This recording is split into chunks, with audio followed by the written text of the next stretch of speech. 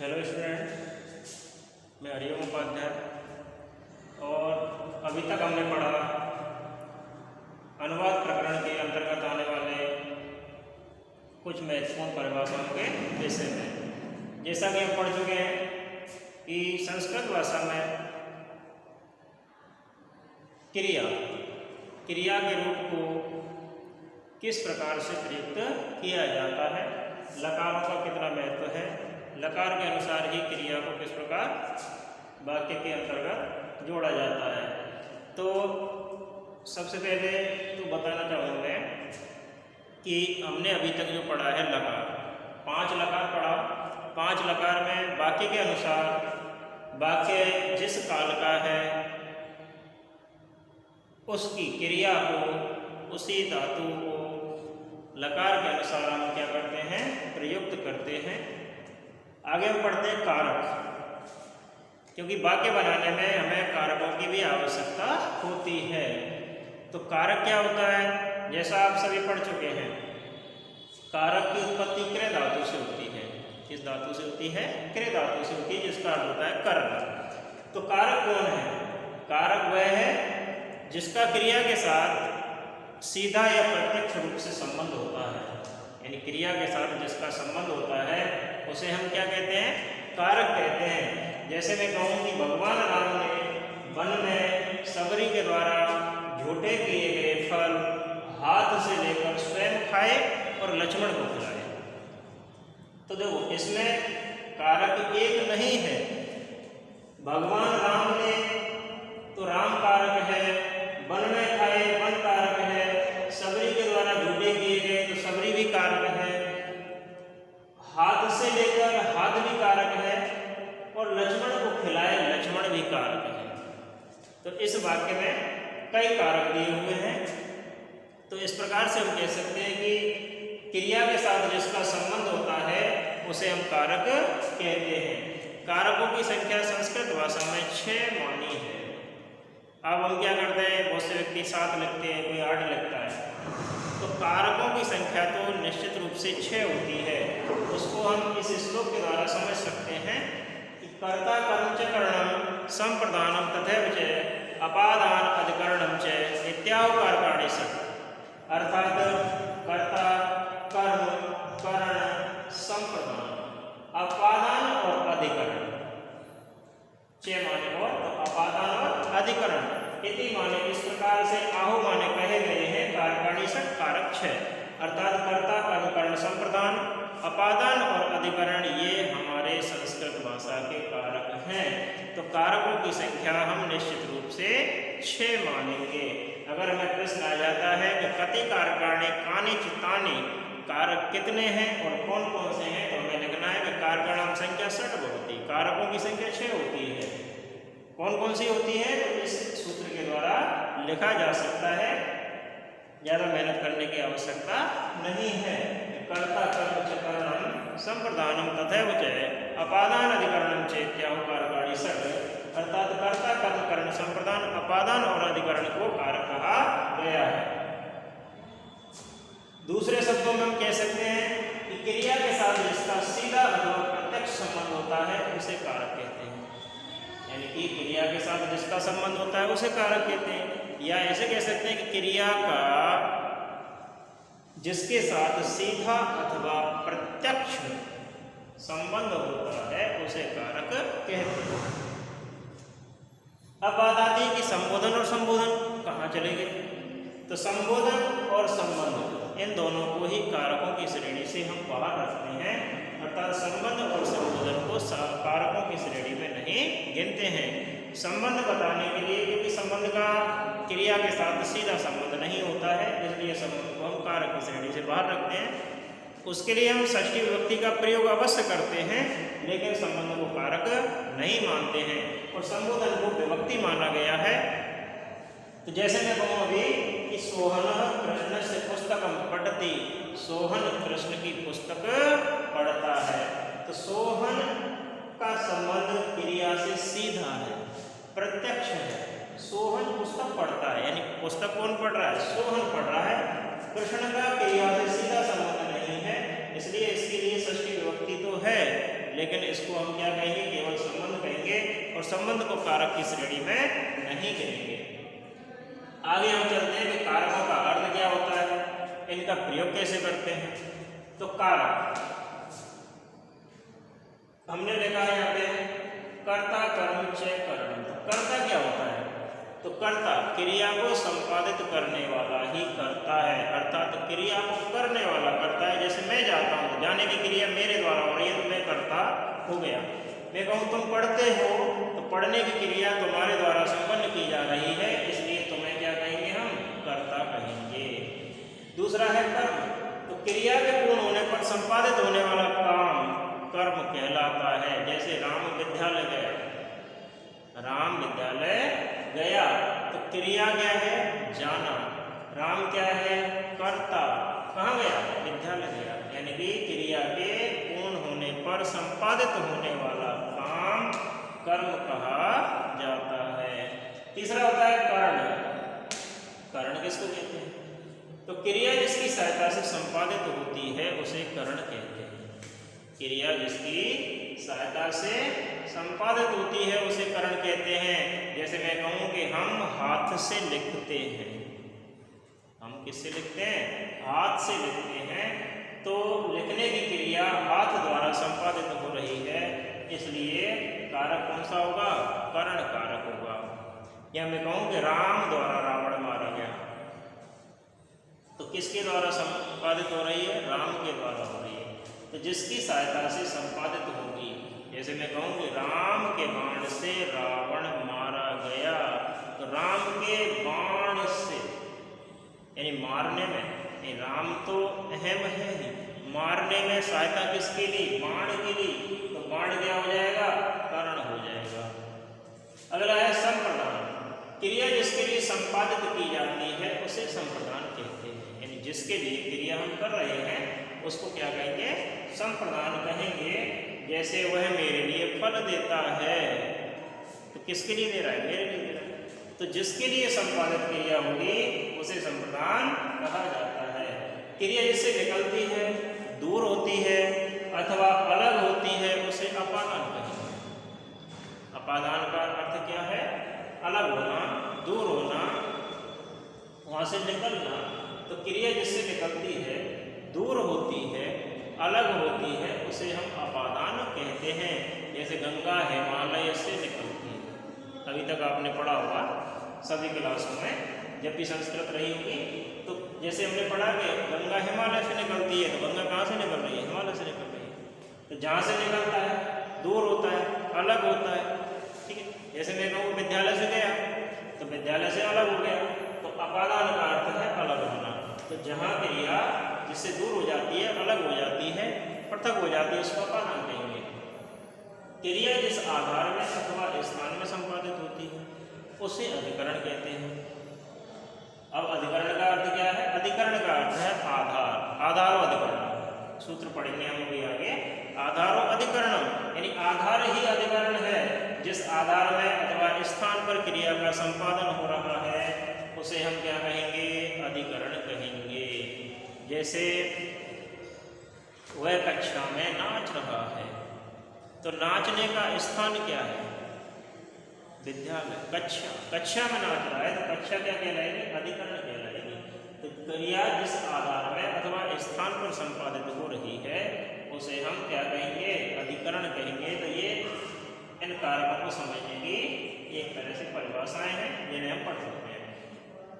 आगे है, इन सभी से जो निष्कर्ष निकला, इन सभी से जो स्पष्ट हुआ वो ये हुआ, क्रिया जनकत्वम कारकम, ये इसकी साधारण परिभाषा है कारक की। अगर कारक की परिभाषा तुम्हें पूछी जाए तो सबसे सरल और सर्वश्रेष्ठ परिभाषा है क्रिया जनकत्वम कारकम, यानी क्रिया का जनक अर्थात क्रिया को जन्म देने वाला ही कारक है। क्योंकि क्रिया करने वाला कोई न कोई तो होगा, तो जो क्रिया को करेगा वही क्या कहलाएगा, कारक कहलाएगा। क्रिया जिसके द्वारा की जाए, क्रिया जिसके द्वारा संपादित होती है, क्रिया का जो जनन होता है, जनक होता है, उसे हम क्या कहते हैं, कारक कहते हैं। अब विभक्ति के अनुसार कारक का प्रयोग कैसे होता है, उसके लिए कौन सा कारक लगाएंगे, उसका चिन्ह क्या है। पहचानने का चिन्ह क्या है कि कारक कौन सा लगाना है हमें। तो देखो विभक्ति 7 होती है। संस्कृत भाषा में यदि पूछा जाए कि कारक कितने हैं तो कारकों की संख्या 6 है और उसके लिए ये सूत्र सबसे उपयुक्त है। ठीक है, विभक्तियों की संख्या कितनी है तो विभक्तियों की संख्या हम 7 मानते हैं। तो प्रथमा कर्ता कारक होता है और इसका चिन्ह होता है ले। ठीक है, यदि राम पुस्तक पढ़ता है अर्थात राम ने पुस्तक पढ़ी, ठीक है, राम द्वारा राम ने पढ़ा, तो कर्ता कारक का चिन्ह क्या है ने। द्वितीय विभक्ति का प्रयोग कर्म कारक के लिए होता है जिसका चिन्ह होता है को। तृतीय विभक्ति का प्रयोग करण कारक के लिए होता है जहां से उसका चिन्ह है और से के 2 अर्थ है। देखो से यदि द्वारा के लिए प्रयुक्त होता है तब हम तृतीय विभक्ति लगाते हैं और यदि से अलग के लिए होता है तब पंचमी विभक्ति लगाते हैं। जैसे मैं कहूँगी बच्चा पैरों से दौड़ रहा है। बच्चा किससे दौड़ रहा है? पैरों से दौड़ रहा है। तो दौड़ने की क्रिया पैरों द्वारा हो रही है तब हम क्या लगाएंगे? क्या लगाएंगे? तृतीय विभक्ति लगेगी। चतुर्थी विभक्ति का अर्थ है संप्रदान। संप्रदान के लिए चतुर्थी विभक्ति प्रयुक्त होती है और इसका अर्थ होता है के लिए। अपादान के लिए पंचमी विभक्ति जिसका अर्थ होता है से अलग होने के अर्थ में। जैसे वह गांव से आया तो गांव से अलग हो गया। ठीक है, तब पंचमी विभक्ति का प्रयोग करेंगे से ग्रामाद अवच्छ, वह गांव से आया। षष्ठी विभक्ति के लिए संबंध कारक अर्थात संबंध कारक की श्रेणी में नहीं है इसलिए मैंने इसमें यहाँ लिखा नहीं है। तो षष्ठी विभक्ति के लिए काकी के रागिनी जैसे चिन्ह होते हैं यानी संबंध बताना। जैसे वो मेरा भाई है, वह तुम्हारी बहन है ना, वह उसका मामा है, वह उसका जो भी है, तो संबंध बताने के लिए वह उसकी पुस्तक है। सप्तमी विभक्ति अधिकरण कारक के लिए प्रयुक्त करते हैं जिसका अर्थ होता है मैं या पर। ठीक है, ऐसे चिन्ह जहाँ आएंगे वो विभक्ति हम अपने आप ही समझ जाएंगे कि कौन सी विभक्ति हमें प्रयुक्त करनी है। संबोधन, संबोधन हे अरे, तो संबोधन का अर्थ क्या हो गया? चिन्ह हो गया हे और अरे। तो इस प्रकार से हम कारकों को विभक्ति में प्रयुक्त करेंगे, यानी कि हमें किस कारक के लिए कौन सी विभक्ति का प्रयोग करना है, कब करना है, ये इसका साधारण सा एक तालिका है जिसको हम पढ़ेंगे। ठीक है, अब जैसे मैं तुम्हें बताता हूं कि कारकों का चिन्ह किस प्रकार से हम करेंगे। तो जैसे मैंने लिखा अभी, तो देखो इसके लिए हमें शब्द रूपों की भी आवश्यकता होगी। शब्द रूप में जितने याद होंगे उतना ही अच्छे से हम कारकों के अनुसार क्या कर पाएंगे? विभक्ति का प्रयोग कर पाएंगे, क्योंकि विभक्ति का प्रयोग किसके अनुसार होगा? शब्द रूपों के अनुसार होगा। ठीक है, तो जैसे मैं कहूँगी कि राम पुस्तक पढ़ रहा है, राम पुस्तक पढ़ रहा है, तो राम पुस्तकम पठति। तो राम क्या है? कर्ता कारक है। देखो कर्ता कारक के लिए जरूरी नहीं है कि चिन्ह ले आ ही जाएगा। ठीक है, अब कर्म कारक जैसे वह विद्यालय है,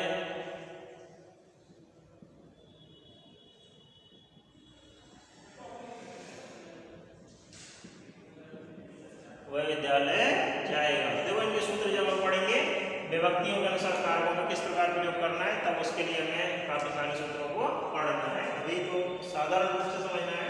जैसे वह विद्यालय जाएगा, तो विद्यालय कौन जाएगा? वह जाएगा। तो वह तो क्या हो गया? कर्ता हो गया। जाना क्या हो गया? क्रिया हो गया। अब ये रहा क्या? कर्म। ठीक है, तो जैसे हमने पढ़ा होगा कि कर्ता क्रिया कर्म और वाक्य बन गया नर्म। यानी कर्ता क्रिया कर्म को जब हम पहचान लेंगे तो हमारा वाक्य बनाने में हमें अत्यंत आसानी रहेगी, यानी वाक्य बनाने में कोई भी समस्या हमें नहीं रहेगी। तो देखो विद्यालय कर्म है, तो विद्यालय जाएगा, विद्यालय जाएगा, विद्यालय को जाएगा, तो जाएगा। अब हमें लकार देखना है, जाएगा भविष्य काल है। भविष्य काल के लिए कौन सा लकार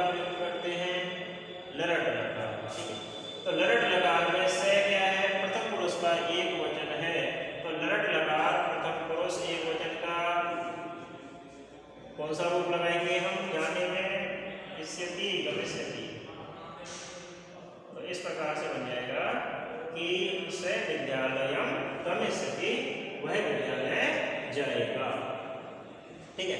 आगे मैं कहूँ कि मेरा,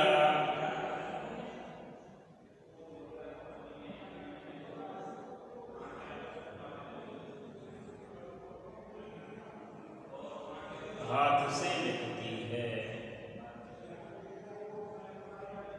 मेरा हाथ से लिखती है। तो मेरा किससे लिख रही है? लिखने की क्रिया किसके द्वारा हो रही है? हाथ द्वारा हो रही है। तो हाथ में हम विभक्ति कौन सी लगाएंगे? तृतीय, हस्ते लिखती,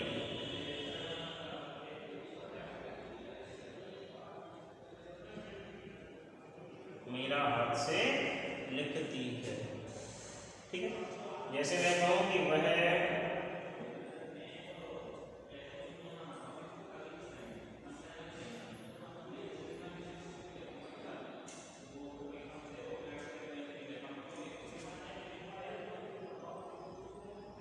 मेरे लिए जल लाती है। तो वह लाती है स्त्रीलिंग शब्द है, तो स्त्रीलिंग के लिए वह क्या लगाएंगे हम? सा। ये टेबल सभी तुम्हें बना दी गई थी, उन्हें आसन पढ़ना है। ठीक है। मेरे लिए अस्मत् शब्द का रूप प्रयुक्त होगा, चतुर्थी विभक्ति होगी। तो अस्मत् की चतुर्थी विभक्ति का एक वचन क्या होता है? मह्यम। अहम आवाभ्याम मामावाम अस्मान मया आवाभ्याम अस्माभिः मह्यम आवाभ्याम अस्मभ्यम। ये रूप सभी याद करने आपकी पाठ्यपुस्तक में लिखे हुए हैं। ठीक है भाई। तो वह सा मेरे लिए मह्यम जल लाती है, जलम आनयति।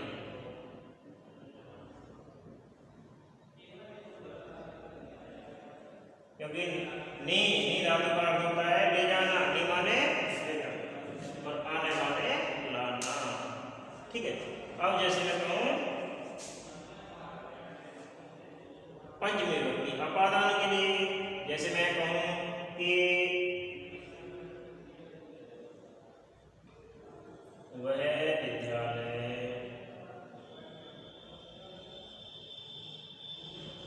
से आता है। कहां से आ रहा है? विद्यालय से आ रहा है। विद्यालय से अलग हो गया तो स विद्यालयात्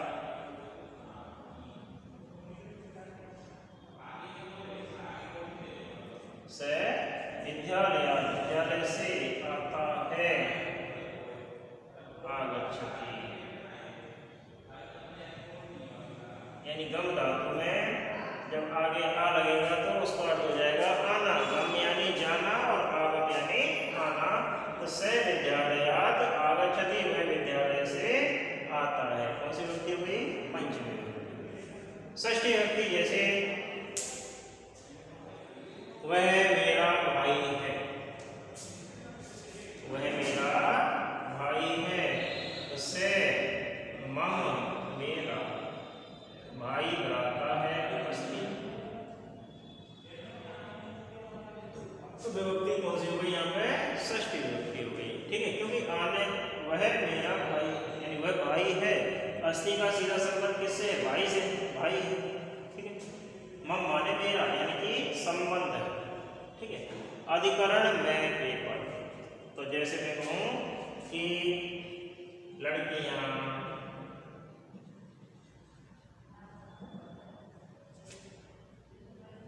कक्षा में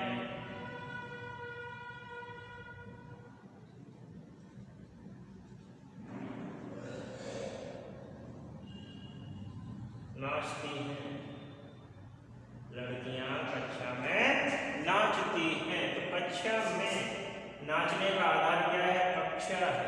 तो आधार में अधिकरण का प्रयोग होगा, अर्थात सप्तमी विभक्ति वहां प्रयुक्त होगी। तो कक्षा भी वो किसकी तरह चलेंगे? रमा की तरह, क्योंकि कक्षा शब्द स्त्रीलिंग है। हमें ध्यान रखना है कि पुल्लिंग शब्द किन पुल्लिंग शब्दों को किस प्रकार चलाया जाएगा, किन स्त्रीलिंग शब्दों को किस प्रकार चलाया जाएगा, नपुंसकलिंग किस प्रकार चलेंगे। ठीक है। तो आगे है हे। अब जैसे मैं कहूँ ये संबोधन के लिए, किसी को बुलाने के लिए या आवाज देने के लिए उसको संबोधित करने के लिए संबोधन का प्रयोग होता है। इसमें विभक्ति प्रथमा ही प्रयुक्त होती है। जैसे मैं कहूँ हे बालक,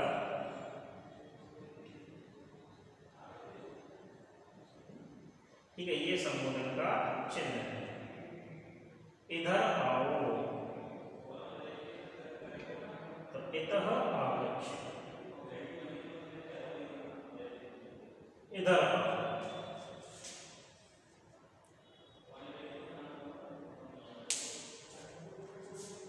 हे बालक इतः आगच्छ, हे बालक इधर आओ, तो ये क्या हो गया?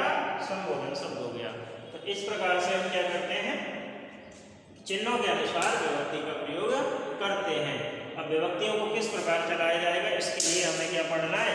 शब्द रूपों को पढ़ना है। तो शब्द रूप पाठ्य पुस्तक से पढ़ लेंगे, क्योंकि सभी को लिखाना समय बर्बाद करने के सिवाय कुछ नहीं होगा। इसलिए शब्द रूप अधिक पढ़ने के लिए हम क्या करेंगे? अधिक से अधिक पुस्तकों का अध्ययन करेंगे। हमारी जो पाठ्य पुस्तक दे रखी है सिलेबस में, उसका भी हम क्या करेंगे? अध्ययन करेंगे। उसमें काफ़ी सारे शब्द रूप हमें मिल जाएंगे। जैसे राम आपने पढ़ा होगा, तो राम क्या है? अकारांत पुल्लिंग शब्द है। तो अकारांत पुल्लिंग शब्द जितने भी होंगे वो सब राम की तरह से ही चल जाएंगे, है ना। जैसे रमा, रमा क्या है? आकारांत है। अंत का मतलब क्या होता है? अंत में आने वाला जो वर्ण है उसके अनुसार ही है ना। तो रामा, रमा में क्या है? अंत में आ है, इसलिए इसको क्या कहेंगे हम? आकारांत। तो आकारांत स्त्रीलिंग शब्दों को रमा की तरह चलाया जाएगा। जैसे लता, सीता, गीता, मीरा, नीरा, जो भी है, राधा, कक्षा, ठीक है, बालिका, छात्रा। फल है जैसे, तो फल के लिए क्या है? नपुंसकलिंग शब्द है। तो नपुंसकलिंग शब्द जितने भी होंगे वो किसके अनुसार चल जाएंगे? फल के अनुसार उनके रूप चला दिए जाएंगे। इसके अतिरिक्त जैसे नदी है, नदी क्या है? ईकारांत स्त्रीलिंग है, क्योंकि इसके अंत में क्या है? ई है, तो ईकारांत स्त्रीलिंग। इसकी तरह किसके रूप चलेंगे? ईकारांत, यानी कि जिनके अंत में बड़ी ई होगा और स्त्रीलिंग शब्द होंगे वो नदी की तरह चलाए जाएंगे। हरि है, हरि क्या है? इकारांत, छोटी ई वाला, ठीक है, जिसको छोटी ई बोलते हो, यानी सरस्वती, तो इकारांत। तो हरि की तरह किसके रूप चलेंगे? इकारांत, जिनके अंत में क्या होगा? ह्रस्व ई होगा। जैसे रवि, कवि, है ना, मुनि, ऋषि, ऐसे शब्द किसकी तरह चलेंगे? हरि की तरह चलेंगे। गिरि। अब गुरु है जैसे, तो गुरु, गुरु के शब्द किसकी तरह चलेंगे? उकारांत, पुल्लिंग। तो उकार, जिनके अंत में ह्रस्व उ हो, उनके रूप गुरु की तरह चल जाएंगे, ठीक है। जैसे साधु, है ना। इसके अलावा मति है, मति का अर्थ क्या है? मति कैसा रूप है? इकारांत स्त्रीलिंग है, यानी हरि इकारांत पुल्लिंग है और मति इकारांत स्त्रीलिंग है। जैसे प्रगति, जागृति, है ना, प्रकृति। तो जो इकारांत स्त्रीलिंग शब्द होंगे वो मति की तरह उनके रूप चला दिए जाएंगे। तो इस प्रकार के कुछ शब्द रूप हैं जिन्हें हम पहले से ही पढ़ते हुए आ रहे हैं, तो इनका एक बार फिर से अध्ययन करना है और इन्हीं की तरह हमारे जो अधिकतर रूप हैं वो चल जाएंगे। इसके अलावा जैसे सर्वनाम शब्दों के रूप हैं तद, पुल्लिंग, स्त्रीलिंग, नपुंसकलिंग है, अस्मद है, युष्मद है, इन सब का हमें अध्ययन करना है, जिसके लिए आप पाठ्य पुस्तक की सहायता ले सकते हो। आगे के लिए इतना ही, फिर आगे अगले अध्याय में इसके आगे का अध्ययन हम करेंगे। धन्यवाद।